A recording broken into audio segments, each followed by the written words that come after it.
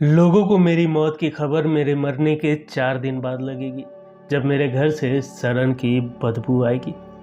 ये शब्द थे 50 के दशक की सबसे बोल्ड और समय से आगे चलने वाली इंडियन यहूदी एक्ट्रेस फ्लोरेंस एजेकिल उर्फ नादिरा के। जब महिलाएं पर्दे में रहना पसंद करती थी, उस जमाने में नादिरा सिगरेट पीते हुए सबसे लग्जरी और महंगी गाड़ी रोल्स रॉयस में घूमा करती थी। ये भारत की पहली एक्ट्रेस थी जिन्होंने रोल्स रॉयस गाड़ी खरीदी, जो उस समय सिर्फ राजा महाराजाओं के पास ही हुआ करती थी। परिवार की गरीबी मिटाने के लिए जब यहूदी नादिरा फिल्मों में आई, तो माँ ने सिनेगॉग, जो कि यहूदी पूजा स्थल है, वहां जाने पर रोक लगा दी थी। लेकिन जब भारत की पहली रंगीन फिल्म 1952 की आन में नादिरा ने राजकुमारी का रोल निभाया, तो रातों रात उन्हें भारत में पहचान मिल गई। हालांकि उनकी निजी जिंदगी काफी उथल पुथल रही। 2 नाकाम शादियां, अपनों की बेवफाई, जिंदगी ऐसी बन गई कि मौत इन्हें तोहफा लगने लगा। आखिर कैसे जिंदगी का सबसे यादगार रोल नादिरा के लिए बना बर्बादी का कारण? क्यों इनकी आंखों से नींद गायब हो गई थी? यहूदी होने के बावजूद क्या थी वो आखिरी इच्छा जो हिंदी रीति रिवाज से जुड़ा है? जानेंगे नादिरा की जिंदगी से जुड़ी और भी कई गहरे राज। आप बने रहे हमारे साथ। नमस्कार, आप देख रहे हैं की मीडिया। दोस्तों, आज के किस्सों के सफर में हम बॉलीवुड की वैम्प कहे जाने वाली नादिरा के उन अनसुने किस्सों की चर्चा कर रहे हैं जिसे शायद ही आपने सुना हो। तो चलिए शुरू करते हैं आज के किस्सों का सफर। लेकिन उससे पहले अगर अभी तक आपने इस चैनल को सब्सक्राइब नहीं किया है तो प्लीज सब्सक्राइब कर लें। 5 दिसंबर 1932 को फ्लोरेंस एजेकिल का जन्म बगदाद, इराक के एक यहूदी परिवार में हुआ। 1932 में इराक को यूनाइटेड किंगडम से मिली स्वतंत्रता के बाद देश में कई बड़े बदलाव हुए, जिससे नादिरा का परिवार आर्थिक तंगी से जूझने लगा। नादिरा महज चंद हफ्तों की ही थी जब उनका पूरा परिवार काम की तलाश में इराक से पलायन कर भारत आ पहुंचा। उनका परिवार बॉम्बे में रहते हुए छोटे मोटे काम करने लगा। परिवार के लिए 2 वक्त का खाना जुटा पाना भी काफी मुश्किल था। साल 1943 में आलिया भट्ट के दादाजी नाना भाई भट्ट और बाबूराव मिस्त्री ने फिल्म मौज बनाई, जिसमें एक बाल कलाकार की जरूरत थी। कुछ जान पहचान के लोगों की मदद से नादिरा को उस फिल्म में एक छोटा सा रोल मिल गया। चंद रुपयों के लिए नादिरा ने वो काम तो कर लिया, लेकिन पहली फिल्म करने के बाद ही वो हीरोइन बनने का ख्वाब देखने लगी। कुछ साल बाद मशहूर फिल्म मेकर महबूब खान अपनी फिल्म आन के लिए दिलीप कुमार, निम्मी और प्रेमनाथ के साथ काम करने के लिए एक और एक्ट्रेस की तलाश में थे। उस रोल के लिए उनकी सबसे पहली पसंद नरगिस थी, लेकिन आरके स्टूडियो की दूसरी फिल्म करने के लिए उन्होंने फिल्म आन छोड़ दी। नरगिस के बाद दिलीप कुमार के कहने पर मधुबाला को फिल्म में कास्ट किया गया, क्योंकि उस समय दिलीप कुमार और मधुबाला काफी करीब हुआ करते थे। कुछ समय बाद मधुबाला ने भी फिल्म करने से साफ इनकार कर दिया। फिल्म आन की शूटिंग शुरू होनी थी, लेकिन हीरोइन ना मिलने से फिल्म शुरू करने में देरी हो रही थी। इसी बीच महबूब खान ने एक नए चेहरे को तलाशने का मन बना लिया। वो इस रोल के लिए खूबसूरत और बोल्ड लड़की की तलाश में थे। ठीक उसी समय नादिरा का परिवार आर्थिक तंगी का सामना कर रहा था। किस्मत से उस समय किसी पहचान वाले की मदद से महबूब खान का परिचय 16 साल की नादिरा से हुआ। नादिरा को न हिंदी आती थी न उर्दू। इसके बावजूद उनकी खूबसूरती, तीखे नैन नक्श और तेज आवाज से इम्प्रेस होकर महबूब खान ने उन्हें फिल्म आन में कास्ट कर लिया। फिल्म के लिए महबूब खान ने उन्हें 1200 रुपये महीना देने का वादा किया, जो नादिरा के लिए एक बड़ी रकम थी। दोस्तों, उस वक्त छोटे नाम और स्क्रीन नेम रखने का चलन था। महबूब खान के कहने पर ही फ्लोरेंस एजेकिल ने अपना स्क्रीन नाम नादिरा कर लिया था। दोस्तों, जब नादिरा ने घर लौटते ही अपनी माँ को फिल्म मिलने की खबर दी, तो वो बेहद नाराज हो गई। यहूदी परिवार के लिए अपने घर की बेटी को फिल्मों में हीरोइन बनाना अस्वीकार्य था। माँ ने उन्हें समझाया कि फिल्मों में काम करना अपने शरीर को बेचने के बराबर है। जब नादिरा फिल्मों में काम करने के लिए अड़ी रही, तो माँ ने उनसे कहा कि अगर फिल्मों में काम करोगी तो तुम्हें कभी भी सिनेगॉग यानी कि यहूदियों का पूजा स्थल नहीं जाने दिया जाएगा। जनसत्ता की एक रिपोर्ट की माने तो मां की ये बात सुनते ही नादिरा ने कहा था कि फिलहाल हमें रात के खाने के इंतजाम के बारे में सोचना चाहिए। अगर फिल्मों में काम करना बुरा है तो भूख से मरना उससे भी ज्यादा बुरा है। फिल्म आन में उन्होंने राजपूत शहजादी राजेश्वरी का रोल निभाया, जिससे आम आदमी बने दिलीप कुमार को प्यार हो जाता है। फिल्म की शूटिंग के दौरान पहले ही स्टार बन चुके दिलीप कुमार ने नादिरा की मदद की और उन्हें हिंदी से लेकर सही ढंग से डायलॉग डिलीवरी तक सिखाई थी। सिनेमाजी को दिए एक पुराने इंटरव्यू में नादिरा ने बताया था कि फिल्मों में आने से पहले उन्होंने सिर्फ एक ही फिल्म देखी थी, जो दिलीप कुमार की 1949 की फिल्म अंदाज थी। दोस्तों, 3 महीने में फिल्म आन की शूटिंग पूरी होते ही वादे के अनुसार महबूब खान ने नादिरा के हाथों में 36 रुपए थमा दिए। नादिरा ने अपनी जिंदगी में ये रकम पहली बार देखी थी। नतीजतन उन्होंने महबूब खान से कहा कि वो अकेले इतनी बड़ी रकम के साथ घर नहीं जाएंगे, उन्हें अपनी सुरक्षा के लिए मदद चाहिए। महबूब खान की मदद से ही नादिरा उस रकम के साथ घर पहुंची, लेकिन जैसे ही उन्होंने वो रकम अपनी मां को थमाई तो उन्होंने डर से कहा, कहीं तो चोरी करके तो नहीं आई। नादिरा ने मां को समझाया कि ये रकम उन्हें फिल्म में काम करने से मिली है, तो सबसे पहले मां ने उससे राशन खरीदा और भरपेट खाना खाया।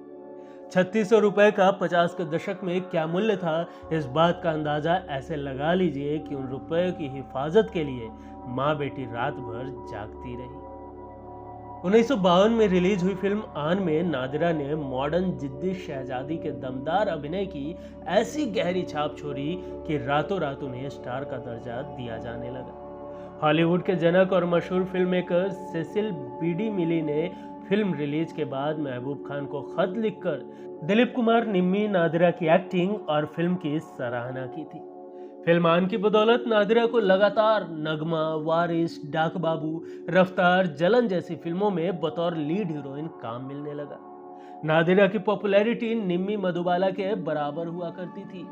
इस कदर खूबसूरत थी कि जहां भी जाती वहां भीड़ इकट्ठा हो जाया करती थी। फिल्मों से मिल रहे पैसों से नादिरा ने सबसे पहले मां के लिए सोने के गहने, घर के फर्नीचर खरीदे।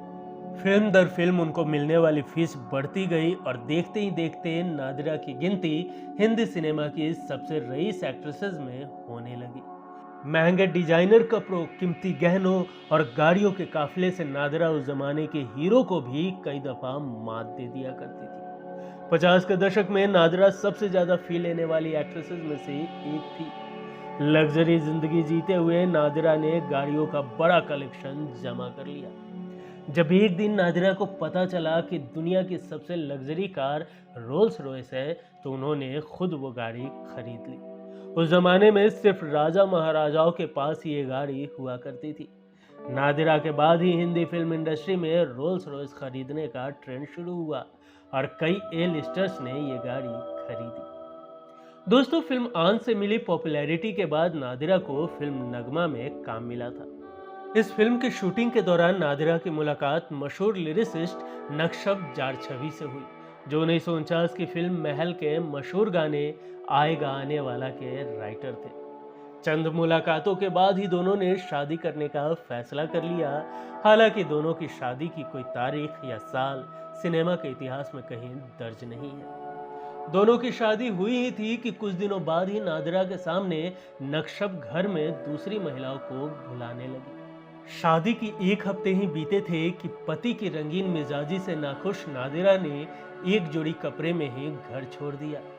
नक्शब ने कई बार नादिरा को मनाने की कोशिश की, लेकिन अपने स्वाभिमान की पक्की नादिरा कभी नहीं लौटी। आखिरकार 1960 में नक्शब खुद पाकिस्तान में जाकर बस गए। मौत से कुछ दिनों पहले नादिरा ने 2005 में बीते हुए लम्हे ब्लॉग के राइटर शिशिर कृष्ण शर्मा से कहा था कि सिर्फ मैं ही नहीं, कोई भी सेल्फ रिस्पेक्ट वाली महिला नक्शब की रंगीन मिजाजी बर्दाश्त नहीं करती। जब वो मेरी मौजूदगी में ही दूसरी लड़कियां घर बुलाने लगा तो मैंने तुरंत उसका घर छोड़ दिया।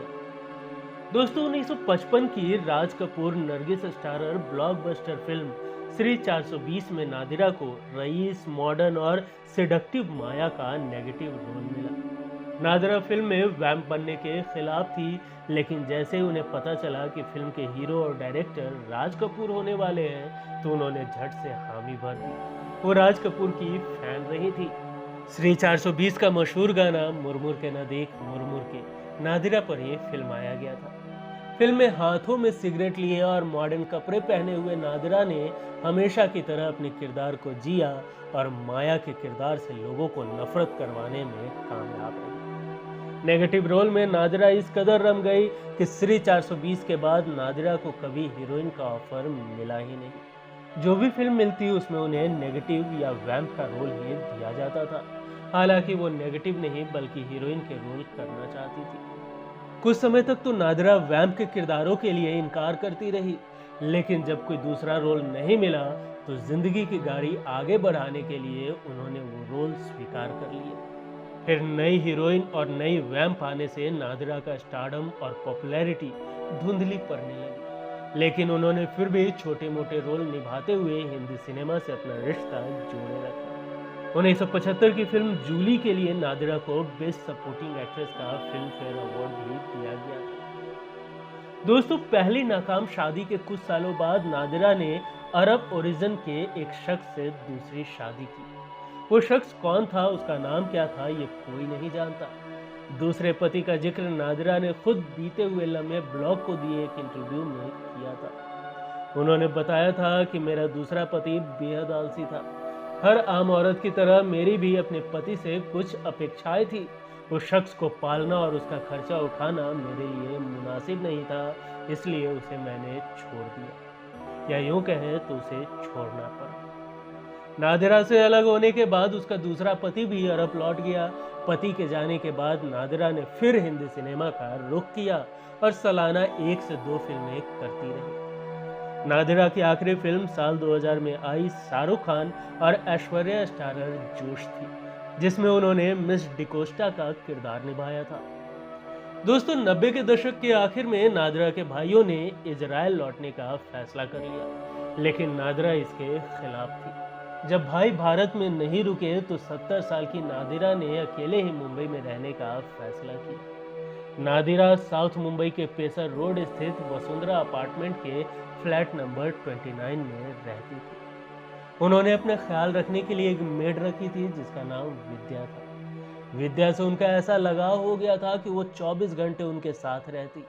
अपने छोटे से आशियाने को उन्होंने कई सारी पुरानी तस्वीरों और किताबों से सजाया था। जो भी घर आता उसे उन तस्वीरों को हाथ लगाने की इजाज़त नहीं होती। हाँ, लेकिन वो अपना बुक कलेक्शन लोगों से जरूर शेयर किया करती थी। अकेलेपन में नादिरा हिटलर, वर्ल्ड वॉर 2 और स्वामी विवेकानंद की किताबें पढ़कर समय काटती थी। 70 साल की होने के बाद नादिरा ने घर से निकलना छोड़ दिया। फिर 24 जनवरी 2006 को हार्ट अटैक आने से नादिरा की मेड ने उन्हें अस्पताल में भर्ती करवाया, जहां वो पैरालाइज्ड हो गई। लंबे इलाज के बाद 9 फरवरी 2006 में 73 साल की उम्र में नादिरा ने मुंबई के भाटिया हॉस्पिटल में दम तोड़ दिया। मौत के बाद उनकी मेड ने उनकी विल दिखाई, जिसमें उन्होंने लिखा था कि उनका अंतिम संस्कार यहूदी नहीं बल्कि हिंदू रीति रिवाजों से हो। यहूदी फेडरेशन के चेयरमैन सोलोमन एफ सोफर ने उनकी आखिरी इच्छा पर विरोध करते हुए कहा था कि नादिरा बेहद धार्मिक महिला थी। वो हर न्यू ईयर में सिनगॉग जाया करती थी, लेकिन फिर एक सार्वजनिक बयान के साथ इनकी ये अंतिम इच्छा पूरी की गई। दोस्तों, एक इंटरव्यू के दौरान नादिरा ने कहा था कि वो बेहद अकेला महसूस करती है। उन्हें रात को अकेलेपन से नींद भी नहीं आती। ये अकेलापन मुझे बहुत खलता है। मैं इतनी अकेली हूँ कि लोगों को मेरी मौत की खबर भी मेरे मरने के 4 दिन बाद लगेगी, जब मेरे घर से सड़ने की बदबू आएगी। कभी दरबार लगा करते थे हमारे दर पर, आज देखो तो अपने भी साथ छोड़ गए। अकेलापन वो दर्द है जो बयां भी नहीं होता और सहा भी नहीं जाता। क्या दर्द है अकेलेपन का, कोई हमसे पूछे। ये वो नासूर है जो जीते जी ही हमें मारे रखा है। अकेलेपन के दर्द को कुछ इस कदर सहा है हमने कि अब मौत भी तोहफे से लग रही है। दोस्तों, नादिरा के किस्सों के सफ़र में आज के लिए यहीं तक। दोस्तों, नादिरा की कौन कौन सी फिल्में आपने देखी है हमें कमेंट कर जरूर बताएं। दोस्तों, अगर आपको आज का ये एपिसोड पसंद आया हो तो एक लाइक ज़रूर करें। मिलेंगे अगले एपिसोड में फिर किसी दिलचस्प किस्सों के साथ। तब तक के लिए नमस्कार।